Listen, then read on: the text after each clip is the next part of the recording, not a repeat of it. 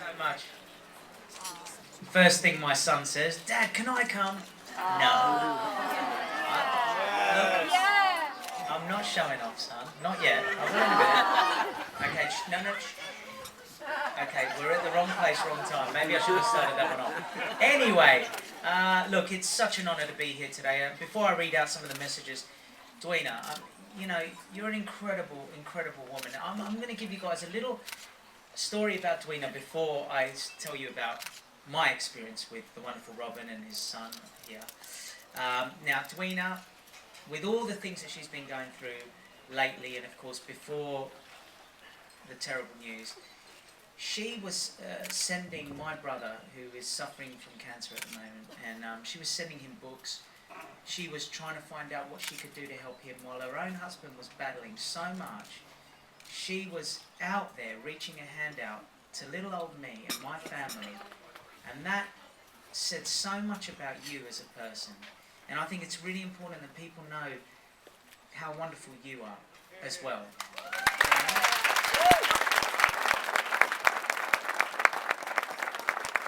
Now, I immigrated to Australia with my family when I was 6 years old, born here in England. And when I went to Australia, one of the places that was just around the corner from our house was a place called the Bavarian Steakhouse.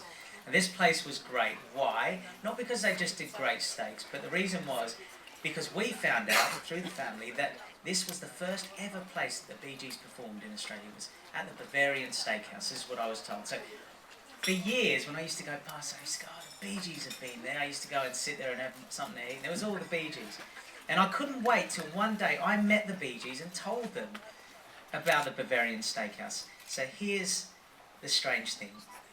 I think it was 1997, the World Music Awards. I think that's the first time I ever got to meet the Bee Gees. And I was really excited to go and meet them. And I went up, and before I could say anything, Robin said, "You're from the Gold Coast, kid.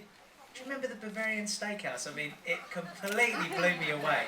And that's how our conversation started. This man, I was then thinking, how do I ask this man for an autograph? I don't know. I can't really do it. I was blown away again because he said, "Listen, you wouldn't sign this for my son, will you?" Yeah, no worries, I'll check my schedule. Of course, this was the man I wanted to ask for. After that, of course, I asked for his autograph. And this is how this man came into my life. Years later, I met him again at the World Music Awards, and this time it was with a good friend of mine, Mike Reed. And Robin said, "I've got just the song for you." I mean, this guy blew me away every time. One of the biggest songwriters in the world, and he's standing there talking to me, talking about a song. So from there, we started meeting up, we started talking about music, and I got to come to your house many times, and we used to sit in that room. And the one thing I saw about Robin was he was tireless, he was selfless, he always used to want to do more. He couldn't, even if he wasn't feeling well, he'd disappear. And then where I'd say to Dwina, "Listen, Dwina, I should go," she'd be like, "No, Robin wants you to stay." And we'd wait, and Robin would come down and he'd carry on working. That was the kind of man that he was. If he didn't inspire me enough how he did, this was really inspiring me. So I just want to say, in the short time that I got to meet and spend time with Robin, his son, his wonderful wife, this family were very, very special. And in this industry, to meet people that are so humble with all the success that they have, make us little amateurs look up and think, wow, we need to learn from these people. And I've learned a lot from this man. So all my respect to you and Robin and your family.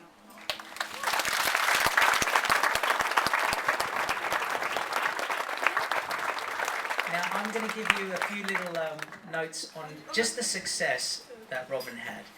So here we start. He had the Rock and Roll Hall of Fame and Songwriters Hall of Fame Lifetime Achievement Award, Recording Academy Legend Award, 7-time Grammy Award winner, BMI Icon Award, Brits Lifetime Achievement Award, well in excess of 200 million records sold. I mean, that is absolutely incredible.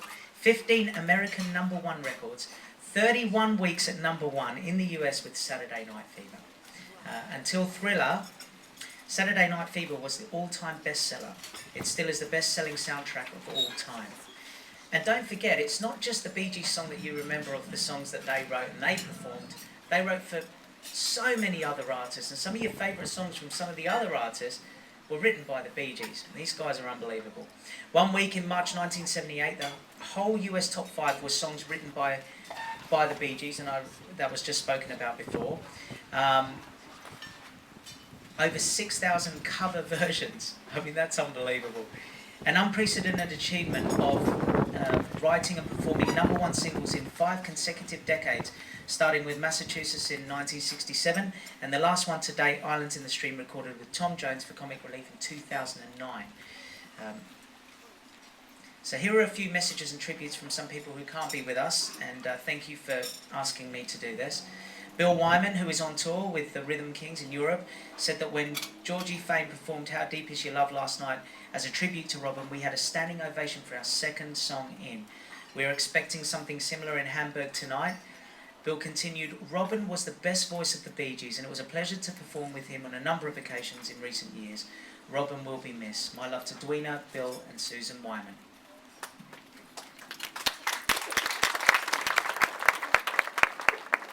The legendary DJ Johnny Walker is not with us this afternoon, as he's live on BBC Radio 2. He sends his love to Dwina and will mark the occasion on the show today.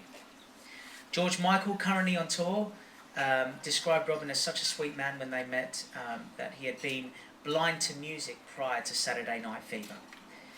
Beverly Knight is getting married, which is not a bad excuse for not attending today. She recorded Too Much Heaven, which is my personal favourite of the Bee Gees, with Robin on a recent album, and sang Guilty with him on stage in 2009.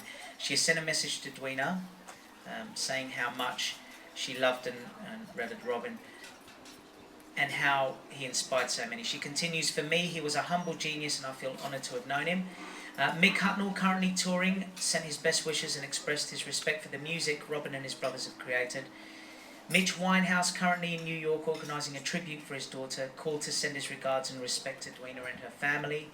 Rick Wakeman called to say that he and his wife Rachel genuinely regret that due to filming commitments he cannot attend. He passes his best wishes to Dwina and will be thinking of Robin today. A truly wonderful man.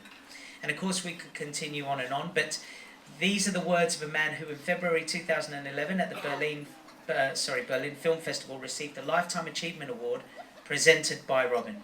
And on that evening he talked about how his life changed forever after the first screening of the opening credits of Saturday Night Fever. Of course, I'm talking about John Travolta.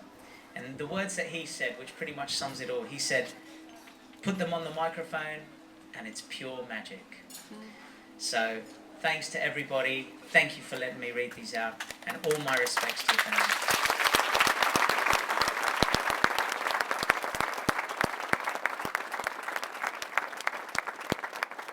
Thank you, Peter Andre.